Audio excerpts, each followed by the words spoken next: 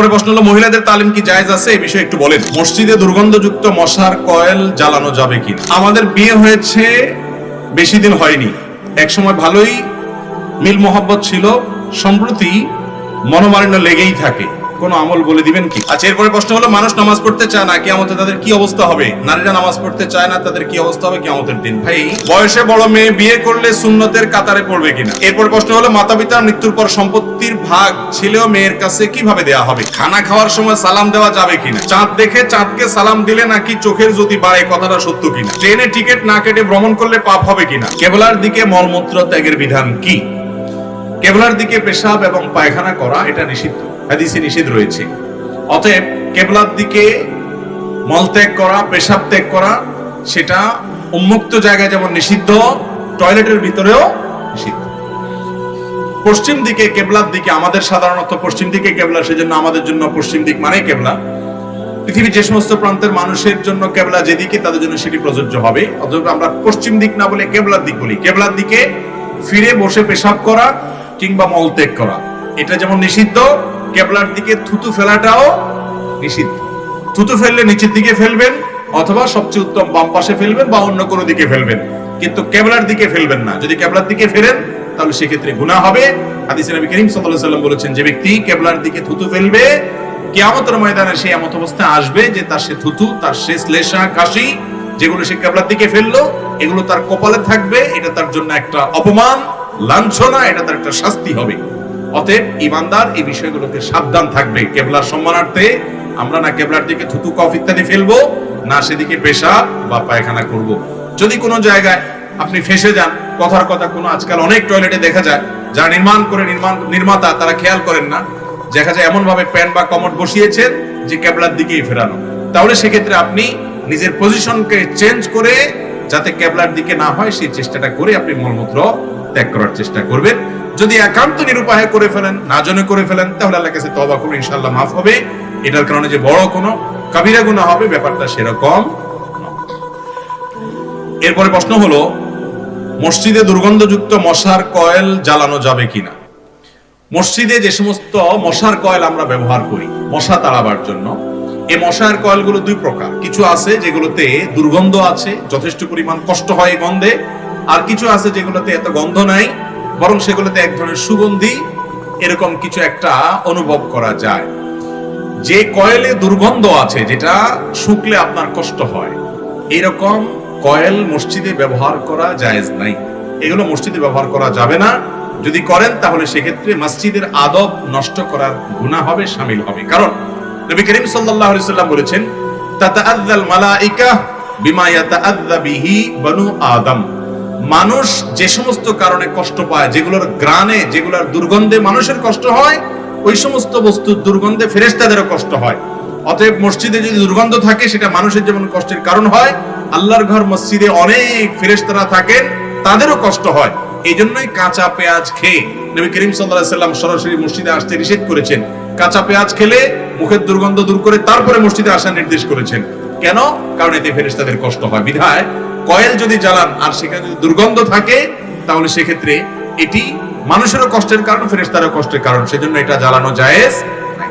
তবে কয়েলের বিকল্প যেগুলো আছে, অন্য কোনো পদ্ধতি আপনি মশা তাড়াবার জন্য ব্যবহার করতে পারেন। এছাড়াও আরেকটা সমস্যা হলো, অনেক সময় দেখা যায় কয়েলের দুর্গন্ধের কারণে অনেকের শ্বাসকষ্ট হয়, অনেকের অসুবিধা হয়, বিধায় অন্য কারোর অসুবিধা হয়, সেরকম কাজ করাও জায়েজ নাই। এরপরে প্রশ্ন হলো, আমাদের বিয়ে হয়েছে বেশি দিন হয়নি, একসময় ভালোই মিল মোহাব্বত ছিল, সম্প্রতি মনোমালিন্য লেগেই থাকে, কোন আমল বলে দিবেন কি? দেখুন, আমাদের মা বোনদের মধ্যে এবং পুরুষদের মধ্যে একটা সমস্যা হলো, বিয়ের পর একবারে শুরুর দিকে প্রচন্ড রকমের মোহাব্বত হয়। এজন্য হিন্দিতে একটা কথা আছে, ইবতিদায়ে ইশক আর ইন্তেহায়ে ইশক বরাবর नहीं होता है। প্রেমের শুরু আর প্রেমের শেষ একরকম। শুরুতে শুধু ফুল আদান প্রদান হয়, শেষে লাঠি আদান প্রদান হয়। বুঝতে পেরেছেন? যৌবনের ভ্রমের কারণে অনেক সময় গুলো টের পায় না, ধরাকে সরা জ্ঞান করে পাগল হয়ে যায় এবং বলে তোমার জন্য আমি জীবন দিয়ে দিব। এরপরে বলে যে তোমার থেকে বাঁচতে পারলে আমার জীবনটা বাঁচে। তাহলে বিবাহের পরও প্রায় শুরুর দিকে, বিশেষ করে যারা সচ্চরিত্রবান খুব স্বাভাবিকভাবে স্বামী স্ত্রী একে অন্যকে উজাড় করে ভালোবাসেন, কিন্তু দিন যত যায় ধীরে ধীরে ধীরে ধীরে আস্তে আস্তে সংসার বড় হয়, ছেলে মেয়ে হয়, মনোমালিন্য তৈরি হওয়ার ইস্যুগুলো তৈরি হয়, মতপার্থক্যের ইস্যুগুলো তৈরি হয়, গন্ডগোল ফাসাদ হয়। বেশিরভাগ মেয়ে, বেশিরভাগ ছেলে, বেশিরভাগ দম্পতি এই জায়গাটা এসে অনেক বড় ধরনের অ্যাক্সিডেন্ট এবং ভুল করে। সেটা কি? মনে করে না এর সাথে আমার আর চলবে না, রাস্তা আলাদা করে ফেলতে হবে, সে সিরিয়াস হয়ে যায়। অথচ দাম্পত্য জীবনে গন্ডগোল ফাসাদ হয় না এমন কোন দম্পতি খুঁজে পাওয়া, ওই দেখেন আপনার বন্ধুকে যে তার ওয়াইফ সহ কত হ্যাপি, আপনি চিন্তা করেন হ্যাঁ রে আমি তো কপাল পোড়া, সে কত খুশি। আসলে তারা হয়তো চুলাচুলি আপনার চাইতে আরো বেশি করে, কিন্তু ভাবসাব দেখে আপনার মনে হয় ওফ তারা জানে কত খুশি। ইবলিস আপনাকে এইভাবে দেখায়, আসলে বাস্তবতা ভিন্ন। প্রত্যেকের সংসারে মনোমালিন্য। নবী করিম সাল্লাল্লাহু আলাইহি সাল্লামের দাম্পত্য জীবনে তার স্ত্রীদের সাথে তার মনোমালিন্য হয়েছে না হয় নাই? হয়েছে। খুব বড় সিরিয়াস কিছু হয় নাই। আমরা যেরকম মনোমালিন্য হলে ছোট লোকই করি, নবী আলাইহিস সালাম তো তার মুখ দিয়ে কখনো কটু কথা বের হতো না, কখনো নারীদের গায়ে হাত তোলেননি তিনি, কিন্তু অভিমান করে মনের কষ্টে মসজিদে এসে তিনি আর বাসায় যাবেন না। পরে সাহাবা একরাম মধ্যস্থতা করে সেটাকে দূর করলেন। তাহলে বোঝা গেল স্বামী স্ত্রীর মধ্যে বোঝাপড়ার গরমিল এটা হবেই। বিশেষ করে বিবাহের একদম শুরুতে তো মোহাব্বত অনেক উতরাবে, ইবতেদায়ে প্রেমের শুরুতে যেরকম থাকে ওরকম থাকবে। কিছুদিন গেলে আস্তে আস্তে আস্তে এবার একটু টুনটান টুনটান লাগবে, গন্ডগোল হবে, ফাসাদ হবে, তুমুল আকারে সেটা বিশ্বযুদ্ধের আকারও ধারণ করতে। কিন্তু বাস্তবতা হলো শতকরা 999টা দাম্পত্য সম্পর্ক একটা পর্যায়ে গিয়ে এই সমস্ত টুনটান ঝগড়া ঝাঁটি এগুলো সব দূর হয়ে বিশ্ব শান্তি প্রতিষ্ঠা যেরকম হয়, যুদ্ধ টুদ্ধ বাদ হইয়া ওইরকম শান্তি প্রতিষ্ঠা হয়ে যায়। অনেক দম্পতি এটা বুঝে না, মেয়েদেরকে শয়তান উস্কায়, বলে যে এমনকি তার বান্ধবীরা অনেকে উস্কায়। অনেক পুরুষ আছে মানুষরূপী শয়তান, দেখতে মানুষের মতো, এটা আসলে ইবলিসের কাজ করে। সে আয়েশা বলে যাহারে তোমার মতো মেয়ের জীবনটা শেষ করে দিলা এই একটা মানুষের সাথে। আহা, তোমার জীবনে কত কত ভালো ছেলে মেলার কথা, অজাগায় তোমার বাপ মা বিয়ে দিয়ে দিচ্ছে, দিলনি তারে উস্কায়। আবার একই কথা ছেলেকেও বলে। মূলত এগুলো সবগুলো হলো মানুষরূপী শয়তান, ওয়াসওয়াসা তৈরি করে দাম্পত্য কলহ সৃষ্টি করে। আমি সে সমস্ত দম্পতিকে বলতে চাই যাদের মধ্যে মনোমালিন্য আছে, স্বামী স্ত্রীর মধ্যে বোঝাপড়া নাই, ঝগড়াঝাটি লেগে থাকে, গন্ডগোল হয়ে থাকে, আমি বলবো সময় পার করেন, জাস্ট সময় পার করেন। বিশেষ করে মা বোনদেরকে বলি, মুসলিম পরিবারের মহিলারা এত বড় রাজা, এত বড় রানী এবং এত বড় রাজত্ব তারা করে, এত দাপট তাদের, শুধু একটু সময়ের অপেক্ষা লাগে। প্রথম প্রথম আসলে হয়তো শাশুড়ি ডিস্টার্ব করে, ননদেও হয়তো ডিস্টার্ব করে, স্বামীও হয়তো ভুল বুঝে, অনেক কাহিনী হয়, শুধু সবর করতে হয়। আমি সবসময় বলি বোন সবর করেন। একটা দুইটা বাচ্চা হয়ে গেলে এই বাচ্চাগুলো যখন আস্তে আস্তে বড় হবে তখন কিন্তু মনে করলেন আপনার বাহিনী তৈরি হচ্ছে। এই বাচ্চা তো না, এগুলা কি বাহিনী। এগুলা মায়ের পক্ষে যাবে না বাপের পক্ষে যাবে? কোনো সন্দেহ আছে? বাচ্চারা সব কার পক্ষে যাবে? বেশিরভাগ মায়ের পক্ষেই। শুধু তাই নয়, এই বাচ্চাদের ঘরে আবার যখন ছেলে মেয়ে হবে, নাতি নাতনি হবে, সেগুলা কার পক্ষে যাবে? নানা দাদার পক্ষে যাবে না বুড়ির পক্ষে যাবে? যখন বয়স বার্ধক্যে পৌঁছায় এবার বুড়ো দৌড়ের উপরে থাকে। যে বুড়ো জোয়ান কালে দাপট আর দাপট দেখাইছে বউয়ের উপরে, এখন বিড়ালের মতো ঢুকে বাড়িতে, আবার বিড়ালের মতো বের হয়। ঠিক না ভাই? ঠিক। বুড়ির তখন রাজত্ব দেখে কে, কর্তৃত্ব দেখে কে, উঠ বস করতে থাকে বুড়া। বুড়া বেশি কথা বলবে, চুপ, আপনার কারণে সব গন্ডগোল, বিড়ালের মতো হয়ে যাবে। ঠিক না ভাই? ঠিক। বুড়া কালেও মাস্তানি মাতবরি করে এরকম অমানুষ খুব কম, বেশিরভাগই মানুষ হয়ে যায়। এই জন্য আমাদের মা বোনদেরকে বলবো, আপনাদেরকে অনেকে উস্কাবে যে না না না এই সমস্ত অশান্তি করা যাবে না, নিজের পায়ে নিজে দাঁড়াতে হবে, ছেড়ে দাও, স্বামী সংসার চলে যাও। হ্যাঁ, ইন্ডিভিজুয়াল কোনো কেস, অমানুষ আছে, তার কাছ থেকে ভালো কিছু আশা করা যায় না, সবর করা যায় না, তাহলে সেক্ষেত্রে আপনি পরামর্শ করে বিচ্ছেদের সিদ্ধান্ত নিতে পারেন, কিন্তু সেটা হতে হবে বিচক্ষণতার সাথে। দাম্পত্য জীবনে মাঝামাঝি পর্যায়ে এসে নদীর মাঝখানে আসলে যেরকম ঢেউ থাকে, উত্তাল তরঙ্গ থাকে, ওইরকম গন্ডগোল ফাসাদ প্রত্যেকটা ফ্যামিলিতে হয়। অস্থির হবেন না, একটু সবর করেন, সময় পার করেন। নদীর এই পাড়ে যেরকম সুখ, ওই পাড়ে যেরকম সুখ, মাঝে যেরকম ঢেউ, উত্তাল তরঙ্গ। দাম্পত্য জীবনের শুরুতে থাকে প্রেম, শেষে থাকে প্রেম, থাকুক আর না থাকুক বুড়া সাইজ হয়ে যায়, শুধুমাত্র মাঝখানে একটু সবর করতে। কথা কি বুঝাতে পারছি? বেশিরভাগ যুবক মানুষ বিয়ের পরেই একটু টুনটান হইলো আর যুদ্ধ বিগ্রহ বাধাই দিলেন, তালাক তুলাক দিয়া এরপরে যায়া চোখের পানি ফেললেন, কোনো কাজ হবে না। বিদায় সাবধান থাকতে হবে। এবং দাম্পত্য জীবনের শান্তির মূল মন্ত্র হলো সবর। সবর ছাড়া দাম্পত্য জীবনের শান্তি কখনো আসবে? সবর থাকতে হবে। আল্লাহ আমাদেরকে সবর করার তৌফিক দান করুন। এরপরে প্রশ্ন হলো, মহিলাদের তালিম কি জায়েজ আছে? এই বিষয়ে একটু বলেন। মহিলাদের তালিম জায়েজ আছে কিনা? মহিলাদের তালিমের মধ্যে যদি মহিলারা মহিলাদের মধ্যে তালিম করে এবং একজন মহিলা কোরআন হাদিসের আলোকে অন্য মহিলাদেরকে কোরআন হাদিসের কথা বলে, এটাতে কোনো দোষের কিছু। কোরআন হাদিসের কথা, সৎ কাজের আদেশ নিষেধ শুধু পুরুষরা করবে, মহিলারা করবে না।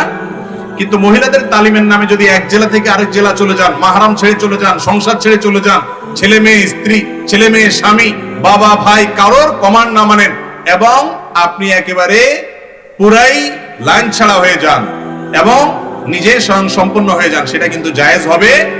অনেক জায়গায় আজকাল এই সমস্যা শুরু হয়েছে যে মহিলাদের বিশাল ইজতেমা, মহিলাদের বিশাল মাহফিল, স্বামী বাপ ভাই সংসার সব ছেড়ে দিয়ে তিনি চলে যাচ্ছেন, এটা জায়েজ নাই।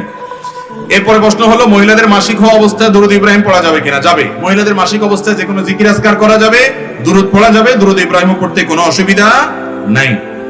আচ্ছা, এরপরে প্রশ্ন হলো, মানুষ নামাজ পড়তে চায় না, কিয়ামতে তাদের কি অবস্থা হবে? নারীরা নামাজ পড়তে চায় না, তাদের কি অবস্থা হবে কিয়ামতের দিন? ভাই, বেনামাজি যারা হবে এই লোকগুলো আমাদের এই সমাজে বিশেষ করে বেনামাজিদের আবার একটু ওই যে চোরের মায়ের বড় গলার মতো একটু, এরা দেখবেন জোর দিয়া বলে নামাজ না পড়লে কি হয়েছে, ঈমান আছে। নামাজি ব্যক্তিকে শুনবেন না কোনোদিন এটা বলতে যে আমি আলহামদুলিল্লাহ নামাজ পড়ি, আমার ঈমান আছে, এরকম শুনছেন কখনো?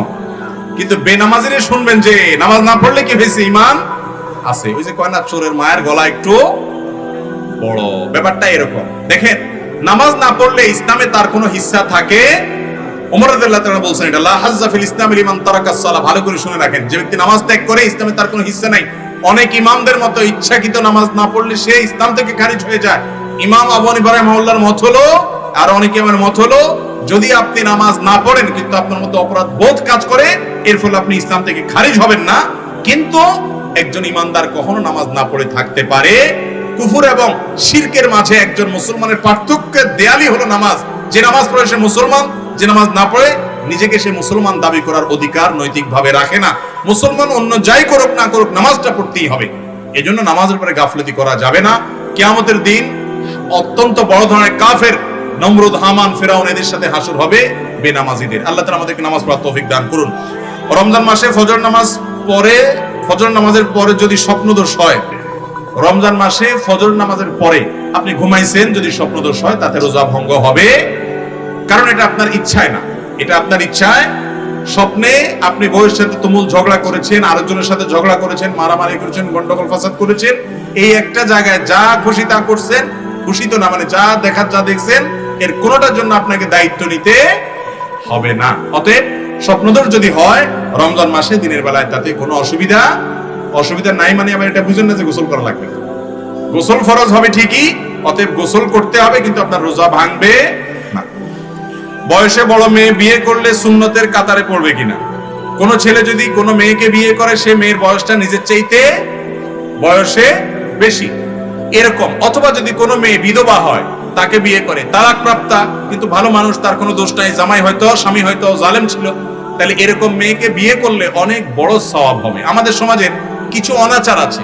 একটা বড় অনাচার হলো, কোন মেয়ে তালাক প্রাপ্তা হলে, বিধবা হলে, যুবক বিয়ে করতে চাইলেও যুবকের মা বাপ বিয়ে করাইতে রাজি না। সমাজের মানুষ সেটাকে খারাপ মনে করে, আছে না নাই? অথচ একজন বিধবা নারী, তাকে যদি আপনি বিবাহ করেন এই জায়গা থেকে যে তার আশ্রয় দরকার আছে, তাহলে সেক্ষেত্রে এই বিবাহের কারণে, এই স্যাক্রিফাইসের কারণে, এই সহায়তামূলক মানসিকতার কারণে আপনার সওয়াব আরো অনেক বেশি হবে। নারীবাদী যারা নিজেদেরকে নারীবাদী বলে দাবি করে, তাদেরকে দেখবেন এরা আসলে নারীবাদী না, এরা হলো শুধু তরুণীদের জন্য, বয়সে কম সুন্দরী মেয়েদের জন্য তাদের সমস্ত আয়োজন। বিধবা মেয়েদেরকে বিয়ে করে, বিয়ে দেওয়ার মাধ্যমে তাদের আশ্রয় হোক, তাদের অবলম্বন হোক, সেই চেষ্টা তাদের মধ্যে এতটা নাই, কিন্তু ইসলামই নির্দেশ করেছে। অতএব একজন পুরুষ তিনি যদি কোনো বিধবাকে, বা বয়সে বড় সাধারণত এরকমই হয়ে যায়, তালাক প্রাপ্তা হয়তো বিধবা, এই ধরনের ক্ষেত্রে হেল্পের মানসিকতা থেকে যদি বিয়ে করেন তাহলে তার সওয়াব হবে। এবং এর ফলে তিনি যে নবী করিম সাল্লাল্লাহু আলাইহি ওয়াসাল্লাম স্যাক্রিফাইস করেছেন, সেই নিয়ত করেন, তাহলে অবশ্যই এক ধরনের সুন্নাহ হবে এবং সওয়াব হবে। ছেলেরা লম্বা চুলে অনেক সময় ব্যান্ড বা রাবার ব্যবহার করে, এ সম্পর্কে কোরআন হাদিস কি বলে? মৌলিক কথা হলো, নবী করিম সাল্লাল্লাহু আলাইহি সাল্লাম বলেছেন, লান আল্লাহুল মুতাশাব্বিহিনা মিনার রিজালি বিন নিসা, ওই ছেলেদের প্রতি আল্লাহর লানত নাজিল হয় যেই ছেলেরা মেয়েদের বেশ ধরে, আর ওই মেয়েদের প্রতি আল্লাহর লানত বর্ষণ হয় যারা ছেলেদের বেশ ধরে। আপনি চুল রাখেন, ছেলেরা কান পর্যন্ত, কাঁধ পর্যন্ত, মাঝামাঝি পর্যন্ত জুম্মালিক মাহফরা ঠিক আছে, এবং চুল যদি আপনি বেঁধেও রাখেন কিন্তু নারীদের সাথে সাদৃশ্য হয় সেরকম করবেন না। এক কথা, আপনার চুল দেখে নারীরা পুরুষ এটা নিয়ে যদি সন্দেহ পড়ে যায় মানুষ, তাহলে বুঝতে হবে আপনার সেখানে ত্রুটি আছে। এরপর প্রশ্ন হলো, কাটা পাঞ্জাবি পরা কি সুন্নতের পরিপন্থী? একসময় আমাদের দেশে এটা নিয়ে গন্ডগোল ফাসাদ ছিল, এখন আর তো মনে হয় এগুলো নিয়ে নাই গন্ডগোল ফাসাদ।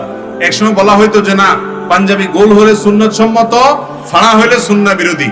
এগুলার কোনোটাই আসলে কোরআন হাদিসে এভাবে আসে নাই যে এটা সুন্নাহ সম্মত, এটা সুন্নাহ পরিপন্থী।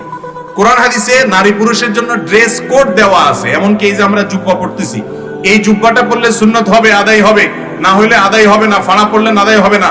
বিশেষ করে আমাদের বাংলাদেশে মানুষের যে পাঞ্জাবি, ফাড়া পাঞ্জাবি, এরকম পাঞ্জাবি পড়লে সুন্নত আদায় হবে না, এগুলা এমন কোনো কথা নাই। এর কোনোটাকেই সরাসরি সুন্নত বলার মতো কোন কোরআন হাদিস থেকে স্পষ্ট বর্ণনা পাওয়া যায়। মুত্তাকিরা সাধারণত যে ধরনের লেবাস পোশাক পরে সে ধরনের লেবাস পোশাক করবেন, এবং ড্রেস কোড শরীয়তে যেটা আছে সেটা দিয়ে মেনে চলবেন, এটাই যথেষ্ট। আমরা জেনারেল শিক্ষিত, আমরা কিভাবে আলেম হতে পারি? জেনারেল শিক্ষিত মানুষরা, তারা দিন শিক্ষা করা হলো তাদের জন্য ফরজ এবং জরুরি কাজ। এর পাশাপাশি কোন জেনারেল শিক্ষিত মানুষ, স্কুল কলেজ পড়ুয়া ভাই, তিনি যদি আলেম হতে চান তাহলে তাকে আলেম হওয়ার যে স্টেজ গুলো আছে সেগুলো অবলম্বন করতে হবে। আমি যতটুকু জানি মুফতি মুহাম্মদ আলী ভাই মাদ্রাসাতে বয়স্কদের দ্বীনি শিক্ষার কোর্স আছে, এবং অনলাইনে অফলাইনে অনেকগুলো মাদ্রাসা আছে, সেগুলোতে ইনভলভ হয়ে যান। আপনি যদি আলেম হওয়ার জন্য যতগুলো ইলম দরকার আছে, আরবি গ্রামার, ব্যাকরণ, আরবি সাহিত্য এবং প্রয়োজনীয় যে সমস্ত শাস্ত্র আছে সেগুলো সব আয়ত্ত করতে পারেন, কোরআন হাদিসের যথেষ্ট পরিমাণ পাণ্ডিত্য আপনি যদি অর্জন করতে পারেন, তাহলে সেক্ষেত্রে জেনারেল শিক্ষিত হয়েও আপনি আলেম হওয়ার চেষ্টা করতে পারেন। কিন্তু জেনারেল শিক্ষিত হয়ে দু চারটা কোরআন হাদিস জানার পর নিজেকে আলেম ভেবে পণ্ডিতি শুরু করে আলেমদের ভুল ধরা, আলেমদের উপরে আলেমগিরি করার প্রবণতা দেখাবেন না। এটা আজকাল ব্যাপক আকারে দেখা যাচ্ছে। কথা কি বুঝতে পারছি? বিদায় এবারে সাবধান থাকতে হবে। মসজিদে চেয়ারে বসে নামাজ সম্বন্ধে আপনার মূল্যবান বক্তব্য আশা করছি। প্রায় সব জায়গাতে এই একই প্রশ্ন অনেক বেশি পরিমাণে আসে যে চেয়ারে বসে নামাজ পড়া জায়েজ আছে কিনা। এগুলোর উত্তর বারবার আমরা দিয়েছি, তারপরও আসে। তার মানে এই প্রশ্নটা প্রচুর পরিমাণে মানুষ করেন। এই প্রশ্নের খোলাসা উত্তর হলো, যেই ব্যক্তি দাঁড়িয়ে নামাজ পড়তে পারেন না, তার কোমরে অসুবিধা আছে, মেরুদণ্ডের সমস্যা আছে, পিঠে অপারেশন আছে, অথবা ডাক্তার বলেছেন, যে ডাক্তার নামাজের গুরুত্ব বুঝেন, আবার ডাক্তার হিসাবেও তিনি ভালো, এরকম মুসলমান কোন ডাক্তার যদি বলেন যে বাবা তুমি রুকু সিজদা করলে পিঠ ভেঙে তোমার স্থায়ীভাবে এই অঙ্গ শেষ হয়ে যেতে পারে, বা অসুস্থ হয়ে যেতে পারো, বা বড় কোনো দুর্ঘটনা হতে পারে, ওই ব্যক্তি দাঁড়ায় নামাজ পড়বে, আর রুকু সিজদাটা চেয়ারে বসে একটু মাথা ঝুঁকে ইশারা করে করতে পারে। আর যদি দাঁড়ানো থেকে রুকু সিজদা করার জন্য চেয়ারে বসবে আর উঠবে, এইটুকুও তার জন্য রিস্কি হয়, তাহলে পুরো নামাজ তিনি চেয়ারে বসে পড়তে পারেন, চেয়ার ছাড়া জমিনে বসেও পড়তে পারেন। অনেক গর্ভবতী মা 7, 8, 9 মাস যখন হয়ে যায়, বিশেষ করে শরীরের ভারে দেখা যায় ওই টাইমে রুকু সিজদার জন্য উঠা বসা করাটা রিস্কি হয়ে যায়, পড়ে গেলে তার এবং গর্ভস্থ সন্তানের জন্য ভয় থাকে। যদি সেই রকম পর্যায়ের হয়, তিনিও চেয়ারে বসে অথবা জমিনে বসে নামাজ পড়তে পারবেন। কিন্তু সামান্য একটু শরীর খারাপ লাগছে, হালকা একটু ভালো লাগছে না, অথবা একটু অসুবিধা হচ্ছে, কষ্ট হবে, শরীরটা আজকে দুর্বল লাগছে, ম্যাজ ম্যাজ করছে, আর তখন টান দিয়া চেয়ারে বসে ফরজ নামাজ পড়া শুরু করলেন, তাতে নামাজ হবে? অনেক লোক আছে গাছে উঠে দুনিয়ার সব করে বেড়ায়, কিন্তু মসজিদে আসলে প্লাস্টিকের চেয়ারে টান দিয়া বসে উনি সাহেব সেজে যান। এরকম সাহেব সেজে নামাজ পড়লে সেই নামাজ কবুল হবে না। সামর্থ্যবান ব্যক্তি অবশ্যই রুকু সিজদা করতে হবে। আজকাল মসজিদগুলোতে যে পরিমাণ চেয়ার থাকে, আমি সব জায়গায় বলি, এটা কি মসজিদ নাকি আকিজ প্লাস্টিক স্টোর বোঝা মুশকিল।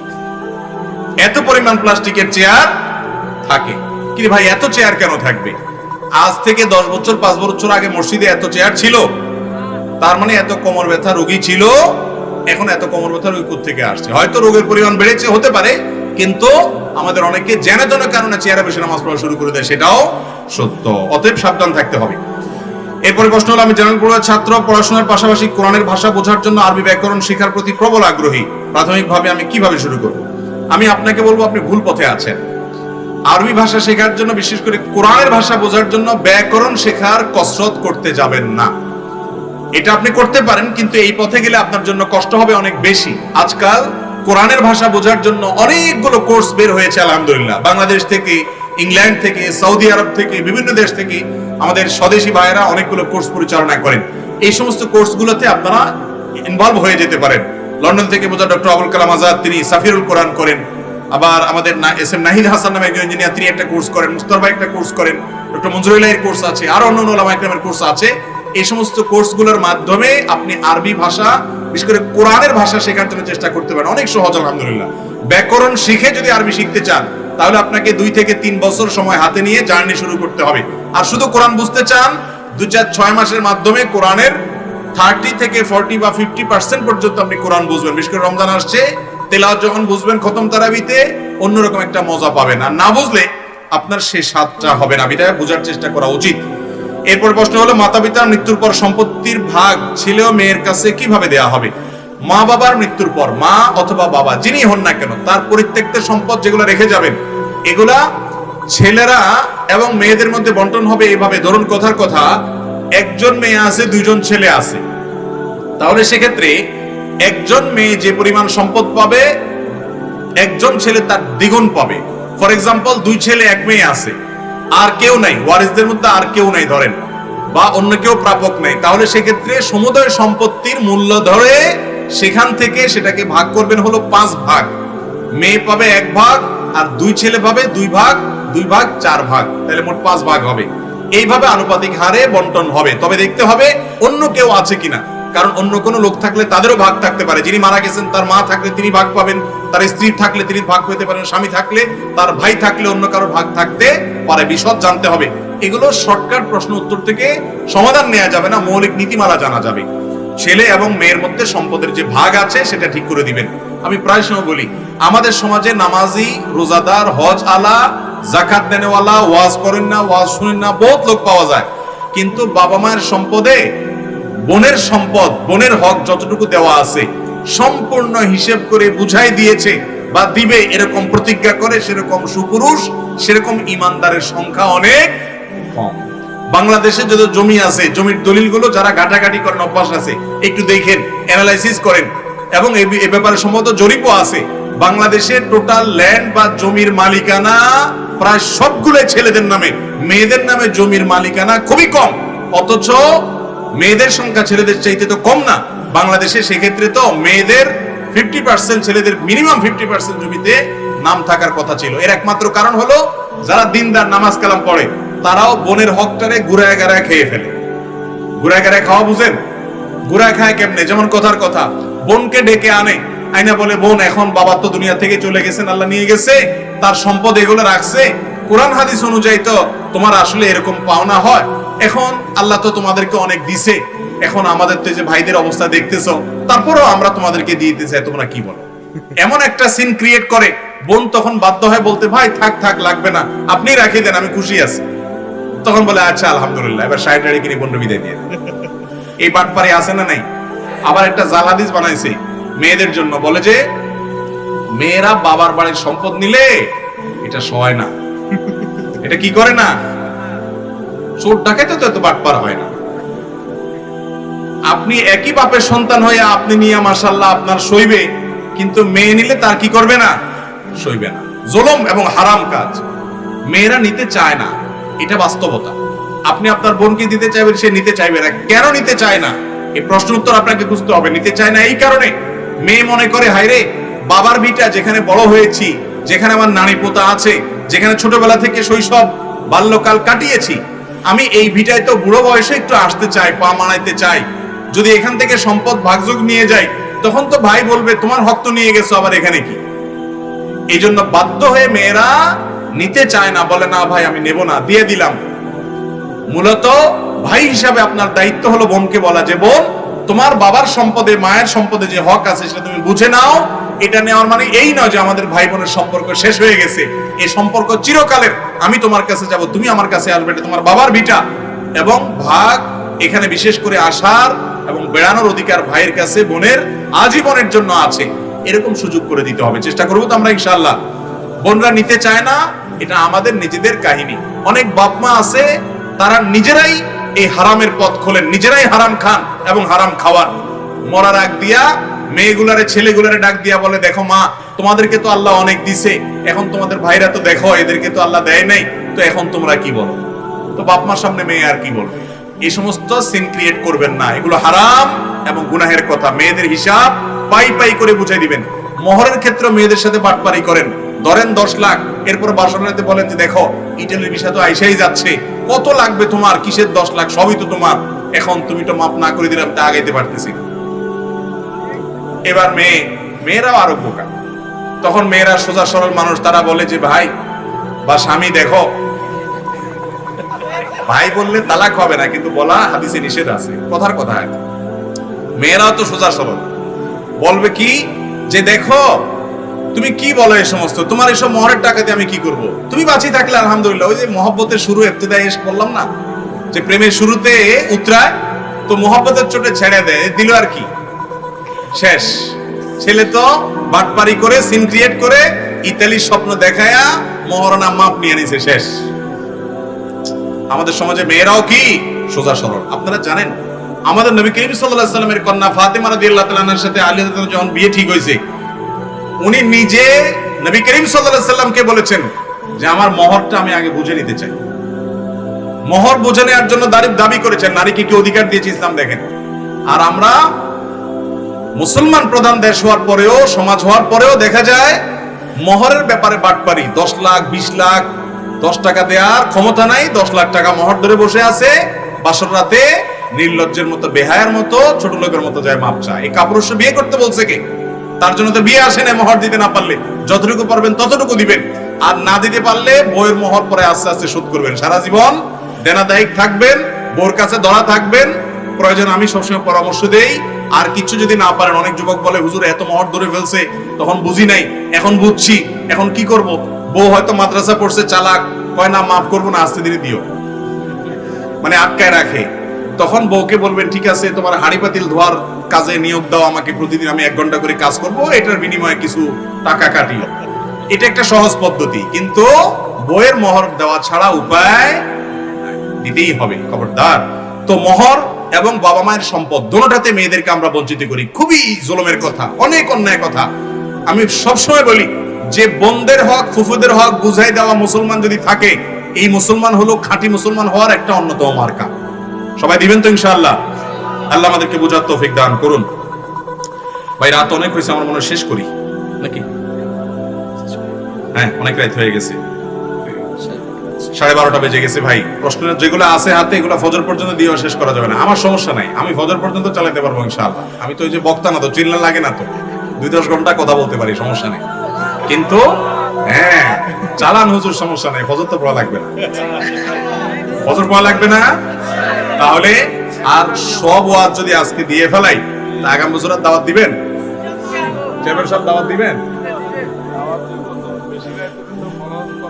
হ্যাঁ, দেখছেন চেয়ারম্যান সাহেব ঠিকই বলছেন। যাই হোক, দাওয়াত দিবেন, উনি আশ্বাস দিচ্ছেন, আলহামদুলিল্লাহ। যেহেতু দাওয়াত দিবেন বলছেন, আর 2-1টা দিই। খানা খাওয়ার সময় সালাম দেওয়া যাবে কিনা? ভাই খানা খাওয়ার সময় সালাম দেওয়া যাবে কিনা? আমাদের দেশে অনেকে বলে খানা খাওয়া আর নামাজ পড়া সমান। শুনছেন নি এই হাদিস আপনারা? এটা হলো জাল হাদিস। খানা খাওয়া আর নামাজ পড়া সমান, মানে নামাজেও সালাম দেয় না, খানায়ও সালাম দেওয়া, এটা ভুল কথা। খানা খাওয়া অবস্থাতে সালাম দিতে পারেন, যিনি খাচ্ছেন তিনিও জবাব দিতে পারেন, কোনো অসুবিধা নাই। তবে লক্ষ্য রাখতে হবে যে যেই ব্যক্তি মনে করেন কথার কথা বেচারা এখন লোকমা নিচ্ছে আর কি, তো একটু সবর করেন কয়েকটা সেকেন্ড, যে খায়া নেই গিলা ফেলা, এমন টাইমে সালাম দিলেন বেচারা মুখের ভিতরে খানা দিয়া, একটা বিব্রতকর পরিস্থিতি। একটু সবর করেন, আগে পরে দেন, কিন্তু খানা অবস্থাতে সালাম দেওয়াও যাবে, নেওয়াও যাবে। খানা অবস্থায় কথাবার্তা বলা যায় কি যায় না? অনেকে বেশি বকবক করতে থাকে, এই জন্য অনেক মুরব্বী জাল হাদিস বানায় নিছে, নামাজ পড়ার সময় তো খামা, অতে বেশি কথা বলা যাবে না।